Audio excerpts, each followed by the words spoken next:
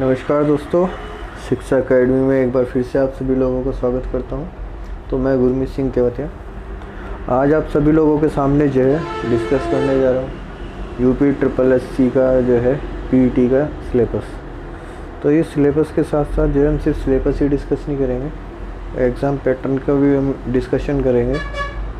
तो सारी चीज़ें जानने के लिए जो है आप वीडियो में लास्ट तक ज़रूर बने रहें। और आप लोग जो है हमारे टेलीग्राम चैनल को भी ज्वाइन कर सकते हैं और व्हाट्सएप चैनल जो ग्रुप है हमारा उसे भी आप ज्वाइन कर सकते हैं। वो दोनों जो लिंक है टेलीग्राम का और व्हाट्सएप का वो डिस्क्रिप्शन में डाल दूंगा मैं, तो आप वहाँ से देख सकते हैं। तो चलिए अब हम बात करते हैं अपने सिलेबस के बारे में। तो जैसे कि आप सब लोग देख रहे हैं, ये यूपी SSSC का जो पीईटी एग्ज़ाम होगा आपका, तो ये उसका सिलेबस है, ठीक है। उसमें हमारे सबसे पहले चीज़ क्या है कि हमें जो टाइम मिलेगा वो 120 मिनट 2 आवर का जो है हमारा पेपर होगा। 2 आवर के पेपर में कितने नंबर का पेपर होगा? 100 नंबर का पेपर होगा। अब 100 नंबर को उन्होंने किस तरीके से जो है डिस्क्राइब किया है वो देख लेते हैं। तो सबसे पहले हम बात करते हैं सब्जेक्ट की। तो पहले नंबर पे जो सब्जेक्ट होगा आपका वो होगा आपका इंडियन हिस्ट्री। और इंडियन हिस्ट्री से आपके जो है कितने नंबर के क्वेश्चन आएंगे? 5 क्वेश्चन, 5 मार्क्स के। तो आपके 5 मार्क्स के 5 क्वेश्चन आएंगे। और इसमें आपको पढ़ना क्या क्या होगा वो चीज़ आप लोग देख लीजिए कि सबसे पहले आपका है सिंधु घाटी की सभ्यता, वैदिक सभ्यता, बौद्ध धर्म और जो है गौतम बुद्ध के बारे में जो उनकी जीवनी और शिक्षाएं हैं वो आपको पढ़नी होंगी। इसके साथ साथ जो है जैन धर्म में आपको महावीर जैन जो है उनकी जीवनी और शिक्षाएं पढ़नी होंगी। मौर्य वंश में जो है अशोक सम्राट के बारे में, और गुप्त वंश में समुद्रगुप्त और चंद्रगुप्त द्वितीय के बारे में पढ़ना होगा। इसके अलावा जो है हर्षवर्धन और उसके अलावा राजपथ काल, सल्तनत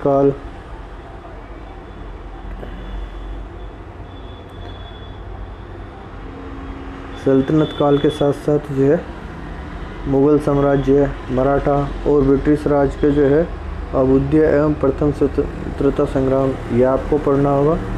और ब्रिटिश राज का सामाजिक आर्थिक प्रभाव जो है वो आपको पढ़ना होगा। तो ये आपका हो गया हिस्ट्री की। हिस्ट्री में आपको क्या क्या पढ़ना है। अब बात करते हैं हम सेकंड टॉपिक की। सेकंड जो सब्जेक्ट है, सेकंड सब्जेक्ट हो गया हमारा भारतीय राष्ट्रीय आंदोलन, जिसे हम इंडियन नेशनल मूवमेंट भी बोलते हैं, ठीक है। अब देखते हैं इसमें हमें क्या पढ़ना है। इसमें जो है भी 5 क्वेश्चन आएंगे हमारे, 5 मार्क्स के होंगे। तो इसमें हमें पढ़ना है स्वाधीनता आंदोलन के प्रारंभिक वर्ष जो है, उसके अलावा स्वदेशी तथा सविनय अवज्ञा आंदोलन और महात्मा गांधी के बारे में तथा अन्य नेताओं की भूमिका जो है आंदोलन से क्या क्या रही है उनके बारे में हमें पढ़ना है। क्रांतिकारी आंदोलन तथा उग्र राष्ट्रवाद का उदय, इसके अलावा विधायी संशोधन तथा ब्रिटिश इंडिया एक्ट 1935, इसके अलावा भारतीय छोड़ो आंदोलन, आज़ाद हिंद फौज तथा नेताजी सुभाष चंद्र बोस, इन सब के बारे में हमें जो है इसमें पढ़ना है। तो इससे जो है इतने सारे सब्जेक्ट से आपके 5 क्वेश्चंस आएंगे और 5 नंबर का आपको ये सब्जेक्ट होगा।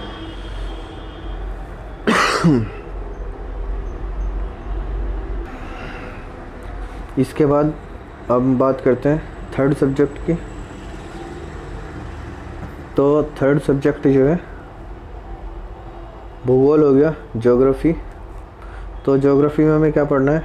भारत और विश्व के भौतिक भूगोल। इसके अंदर हमें क्या पढ़ना है? नदियों की घाटी जो है, उसके अलावा भूजल संसाधन, पर्वत, पहाड़ तथा हिमनद, मरुस्थल और शुष्क क्षेत्र, वन और खनिज संसाधन,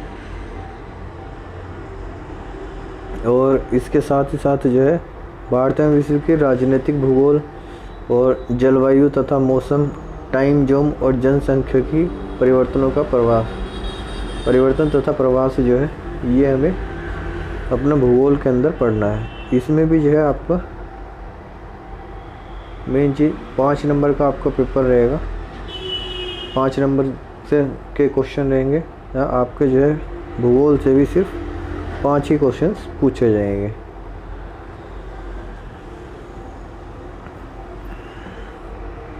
अब बात करते हैं हम नेक्स्ट सब्जेक्ट की। तो नेक्स्ट सब्जेक्ट हो गया हमारा सब्जेक्ट 4, जो कि है भारतीय अर्थव्यवस्था, इंडियन इकोनॉमी। तो इकोनॉमी में जो है क्या क्या पढ़ेंगे उससे पहले बता दूं आपको कि इकोनॉमी में जो है 5 प्रश्न आएंगे। अब जो है जो पैटर्न है ये आपका, ये पूरा का पूरा फिक्स कर दिया गया है कि आपके किस सब्जेक्ट से कितने कितने क्वेश्चंस पूछे जाएंगे, ताकि आप उसी क्राइटेरिया को ध्यान में रखते हुए अपनी तैयारी कर सकें और जो है आप अच्छे नंबर प्राप्त कर सकें। ठीक है, इसकी तैयारी जो है हम सब्जेक्ट वाइज ही कराते रहेंगे आपको। तो चलिए अब हम जो है देखते हैं इंडियन इकोनॉमी में जो है हमारे क्या क्या टॉपिक हमें दिए हुए हैं। तो सबसे पहले दिया है भारतीय अर्थव्यवस्था, जो कि 1947 से लेकर 1991 तक की पूछी गई है। इसके अंदर जो है योजना, आयोजन तथा पंचायती योजनाएं, इसके अलावा मिश्रित अर्थव्यवस्था का विकास, निजी एवं सार्वजनिक क्षेत्र, ठीक है, इसके अलावा हरित क्रांति, दुग्ध विकास एवं ऑपरेशन फ्लड, इसके अलावा बैंकों का राष्ट्रीयकरण तथा सुधार। इसके बाद जो है वर्ष 1991 में आर्थिक सुधार तथा उसके बाद की अर्थव्यवस्था। फिर टॉपिक दिया गया है वर्ष 2014 के पश्चात आर्थिक सुधार। तो वर्ष 2014 के पश्चात जो आर्थिक सुधार है किस किस क्षेत्र में पूछे गए हैं, इसकी भी जो है देख लेते हैं किस किस क्षेत्र में पूछे गए हैं। तो ये आपका कृषि सुधार, ढांचागत सुधार, श्रम सुधार, आर्थिक सुधार और जीएसटी, इन सब को लेकर जो है पूछा गया है। तो यह सारा का सारा आपका टॉपिक इकोनॉमी में पूछा जाएगा और इकोनॉमी से भी आपके 5 क्वेश्चन आएंगे। तो अभी तक जो है हम आपके 4 सब्जेक्ट डिस्कस कर चुके हैं और इन 4 सब्जेक्ट में जो है 5-5 क्वेश्चंस आएंगे। तो कुल मिलाकर अभी तक जो है 20 नंबर का पेपर आपका हुआ है कि यहाँ तक आपको जो है 20 नंबर में इतना सारा पूछा जाएगा। अब इसके अलावा बात करते हैं अगले सब्जेक्ट की। तो अगले जो सब्जेक्ट है हमारा,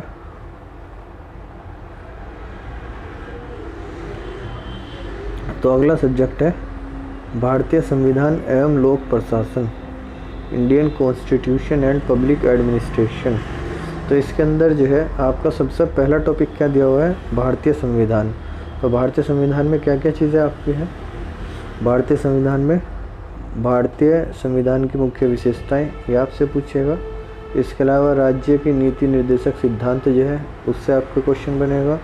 मौलिक अधिकार एवं कर्तव्य से आपका क्वेश्चन बनेगा। अब जो है आगे क्वेश्चन किससे बनेगा कि संसदीय प्रणाली जो है इससे आपका क्वेश्चन बनेगा। संघीय प्रणाली हो गया, संघ एवं केंद्र शासित प्रदेश और केंद्र राज्य संबंध जो है इनसे आपका प्रश्न बनेगा। इसके अलावा न्यायिक ढांचा, सर्वोच्च न्यायालय और उच्च न्यायालय, इससे आपका प्रश्न बनेगा।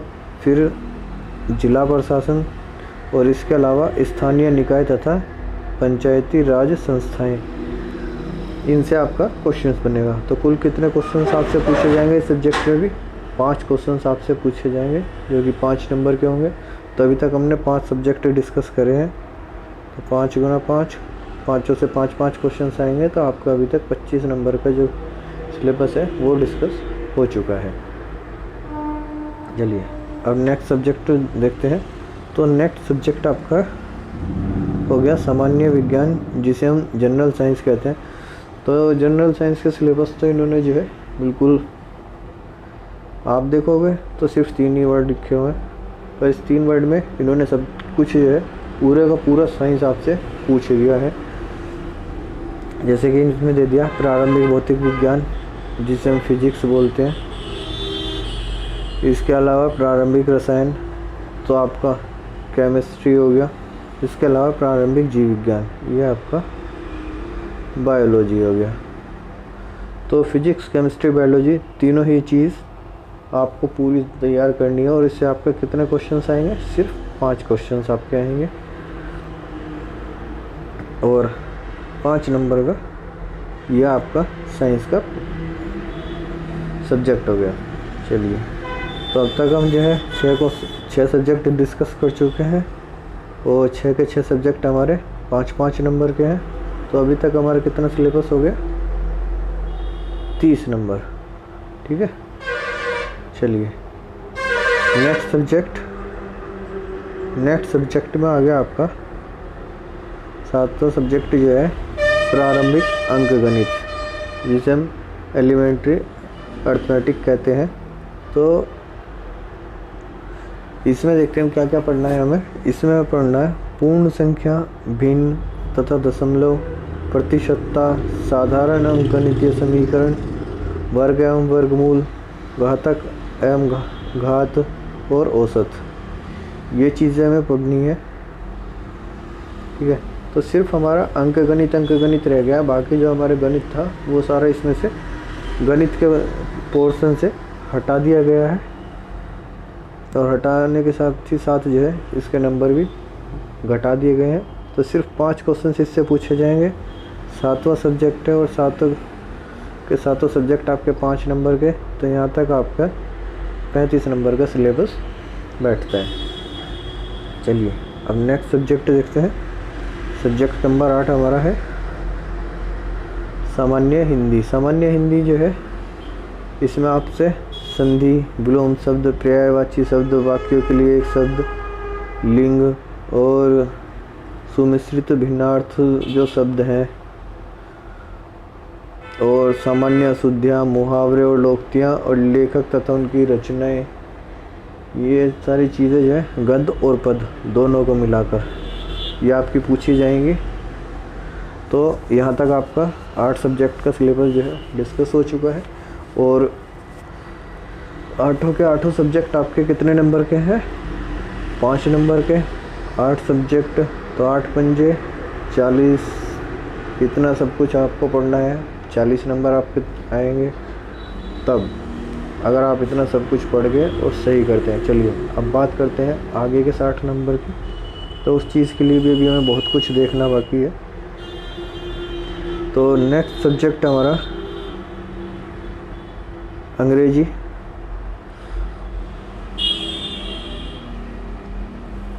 ठीक है, और अंग्रेजी के साथ से जो है इन्होंने पूरा का पूरा अंग्रेजी इसमें दे दिया है, जो कि आपका इंग्लिश ग्रामर हो गई और साथ ही साथ आपका जो है अनसीन पैसेज, जिसे हम अपठित गद्यांश जो है बोलते हैं, अनसीन पैसेज, इस पे आधारित प्रश्न आएंगे। और ये सारे का सारा जो है 5 नंबर का आएगा। ठीक है, तो 5 नंबर की आपकी इंग्लिश हो गई। और उसके अलावा हम बात करते हैं नेक्स्ट सब्जेक्ट की। तो सब्जेक्ट नंबर 10 जो कि हमारा लॉजिक और रीजनिंग, तर्क और तर्क शक्ति का है। तो ये भी आपका सिर्फ 5 नंबर का है। तो यहाँ तक जो है हम बात करते हैं। तो 10 सब्जेक्ट आपके 5-5 नंबर के हैं। तो 10 सब्जेक्ट आपके ये 50 नंबर के हैं। ठीक है, तो 50 नंबर में आपके 10 सब्जेक्ट आ जाएंगे। और इसके अलावा जो बाकी से पोर्शन आपका बचा है 50 नंबर में आपका वो आएगा। तो रीजनिंग में आपको क्या क्या आएगा, अब हम उसके बारे में डिस्कस कर लेते हैं, देख लेते हैं। तो रीजनिंग में आपका व्यर्थ एवं लघु आएगा। उसके अलावा क्रम और रैंकिंग आएगी। इसके अलावा संबंध हो गया, समूह से जो है भिन्न को अलग करना हो गया, आपके कैलेंडर और घड़ी से संबंधित प्रश्न हो गए, कारण और प्रभाव हो गए, कोडिंग डिकोडिंग हो गए, संख्या और अक्षरों का। इसके अलावा निर्गमात्मक तर्क हो गए, मैं कथन विश्लेषण और उसका निर्णय जो है ये हो गया। तो ये सारा सब कुछ जो है आपका 5 नंबर में इतना पोर्शन आएगा। तो इससे सिर्फ 5 ही सवाल आपके आने वाले हैं। अब बात करते हैं नेक्स्ट सब्जेक्ट। तो नेक्स्ट जो सब्जेक्ट है सब्जेक्ट नंबर 11, जिसे हम सामयिकी या करंट अफेयर्स बोलते हैं। तो करंट अफेयर्स से आपके 10 क्वेश्चन आएंगे, ठीक है, 10 क्वेश्चन आएंगे। और ये करंट अफेयर्स किस किस का होगा? तो ये भारत और वैश्विक, भारत और विश्व से रिलेटेड जो है, भारत एवं विश्व। तो भारत और विश्व से रिलेटेड जो है आपका करंट अफेयर्स होगा। इससे आपके 10 क्वेश्चंस पूछे जाएंगे, ठीक है। तो 50 और 10 आपके कितने हो गए? ये आपके 60 नंबर का यहाँ तक पेपर हो गया। अब बात करते हैं नेक्स्ट।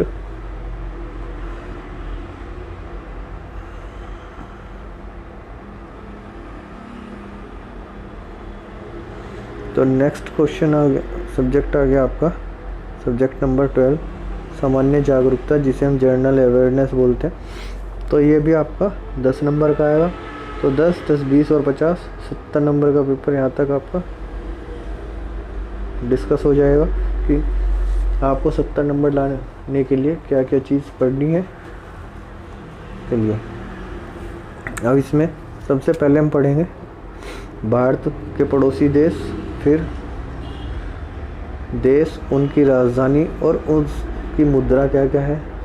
फिर हम पढ़ते हैं भारत के राज्य और तथा केंद्र शासित प्रदेश कि कितने राज्य और कितने केंद्र शासित प्रदेश हैं। उसके बाद फिर हम पढ़ते हैं भारतीय संसद, राज्यसभा, लोकसभा, विधानसभा और विधान परिषद, इसके बारे में पढ़ेंगे। इसके अलावा राष्ट्रीय एवं अंतर्राष्ट्रीय दिवस, ये आपका आ जाता है। फिर आपका जाता है विश्व संगठन एवं उसके मुख्यालय, कि आपके विश्व में कौन कौन से संगठन हैं और उनके मुख्यालय कहाँ कहाँ हैं, उसके बारे में आ जाता है। फिर आता है आपका भारतीय पर्यटन स्थल, फिर आता है भारत की कला और संस्कृति, फिर आता है भारत एवं विश्व के खेल, देशों के खेल कौन कौन से हैं, किस देश के कौन सा खेल है, वो आपका आ जाता है। फिर आता है भारतीय अनुसंधान संगठन, फिर इसके बाद आता है प्रसिद्ध पुस्तकें और उनके लेखक कौन कौन हैं, और उसके बाद आता है पुरस्कार एवं विजेता और जलवायु परिवर्तन एवं पर्यावरण। तो यहाँ तक आपका कुल मिला के 70 नंबर का जो क्वेश्चन पेपर है वो डिस्कस हो चुका है। अब बचते हैं 30 नंबर। तो चलिए उस 30 नंबर के लिए देखते हैं क्या क्या पढ़ना है।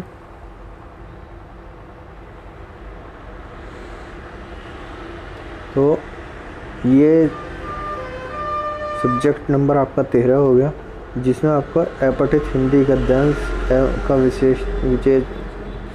विवेचना हो गई और उसका विश्लेषण हो गया। इस पर आपको 2 गद्यांश आएंगे, एक गद्यांश आएगा, एक पद्यांश आएगा, ठीक है। और दोनों ही गद्यांशों से आपके 5-5 प्रश्न पूछे जाएंगे। तो कुल मिला के 10 प्रश्न पूछे जाएंगे और 10 नंबर का ही ये जो है आपका सब्जेक्ट होगा। इसके अलावा फिर नेक्स्ट सब्जेक्ट आता है ग्राफ की व्याख्या एवं विश्लेषण। आपको ग्राफ दिया होगा, उस ग्राफ के जो है व्याख्या और विश्लेषण आपसे पूछेगा कि ग्राफ से रिलेटेड जो 5 क्वेश्चंस आपको देगा, 2 ग्राफ दिए होंगे, उन 2 ग्राफ में जो है प्रत्येक ग्राफ से 5 क्वेश्चंस पूछे जाएंगे। तो कुल मिला के 10 क्वेश्चंस आपके यहाँ पूछे जाएंगे। और इसके अलावा फिर आता है 15 सब्जेक्ट आपका तालिका की व्याख्या एवं विश्लेषण। तो यहाँ पे आपको 2 तालिकाएं दी जाएंगी, प्रत्येक तालिका से आपके 5 प्रश्न पूछे जाएंगे। तो कुल मिला के ये भी आपका 10 नंबर का हो जाएगा। तो 30 नंबर का आपका ये सब्जेक्ट हो गया तीनों, और 70 नंबर के आपके वे सारे सब्जेक्ट हो जाते हैं। अब बात करते हैं एग्ज़ाम के पैटर्न के बारे में कि एग्ज़ाम का पैटर्न क्या रहेगा और क्या क्या नहीं होगा उसमें। तो एग्ज़ाम के पैटर्न के बारे में बात करते हैं। पैटर्न के बारे में बात करने से पहले आप लोगों से सिर्फ एक चीज़ पूछना चाहूँगा कि वीडियो आपको कैसा लग रहा है। वीडियो अगर आपको अच्छा लग रहा है तो आप लोग जो है लाइक ज़रूर करें, शेयर ज़रूर करें, और सभी लोग जो है चैनल को सब्सक्राइब कर लें और साथ ही बेल आइकन भी प्रेस कर दें और अपने दोस्तों को भी जो है शेयर करेंगे। अब बात करते हैं कंडीशन की कि पेपर की कंडीशन क्या क्या रखी गई हैं। चलिए पेपर की कंडीशन के बारे में बात करते हैं। पहली कंडीशन ये है कि सीरियल नंबर 1 से लेकर 9 तक आपका सब्जेक्ट नंबर जो है 9 तक जो है, मतलब आपका इतिहास से लेकर और अंग्रेजी तक का जो पोर्शन है वो जो 45 नंबर का पेपर होगा आपका, ठीक है, वो सारा का सारा आपके शैक्षणिक विषयों पर की डिफ़िकल्टी लेवल पर होगा। और वो डिफ़िकल्टी लेवल क्या होंगी, आपकी एनसीईआरटी से बेस्ड क्वेश्चन होंगे और वो सेकेंडरी और सीनियर सेकेंडरी लेवल के क्वेश्चंस होंगे, ठीक है। तो ये आपकी पहली कंडीशन इन्होंने रख दी। अब दूसरी कंडीशन कि एग्ज़ाम टाइप क्या होगा, कि आपका एग्ज़ाम जो होगा वो ऑब्जेक्टिव टाइप होगा, ठीक है। जो है एग्ज़ाम आपका रिटन नहीं होगा, ऑब्जेक्टिव एग्ज़ाम होगा। और एग्ज़ाम पैटर्न क्या होगा, मल्टीपल चॉइस क्वेश्चंस होंगे। तो मल्टीपल चॉइस क्वेश्चंस आपसे पूछे जाएंगे, 4 ऑप्शन दिए जाएंगे, उसमें से एक ऑप्शन सही होगा। तो ये आपका सेकंड पॉइंट हो गया। अब बात करते हैं थर्ड पॉइंट की, और सबसे इम्पोर्टेंट पॉइंट थर्ड पॉइंट आपका कि 1/4 नेगेटिव मार्किंग आपकी रखी गई है, ठीक है। तो 1/4 नेगेटिव मार्किंग रखी गई है।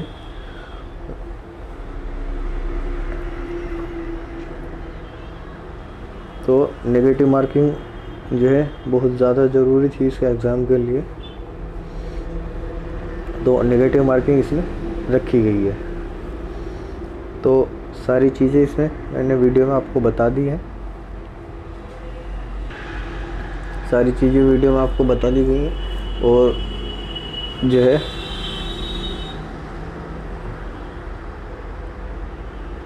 टेलीग्राम चैनल से जुड़ने के लिए और व्हाट्सएप ग्रुप से जुड़ने के लिए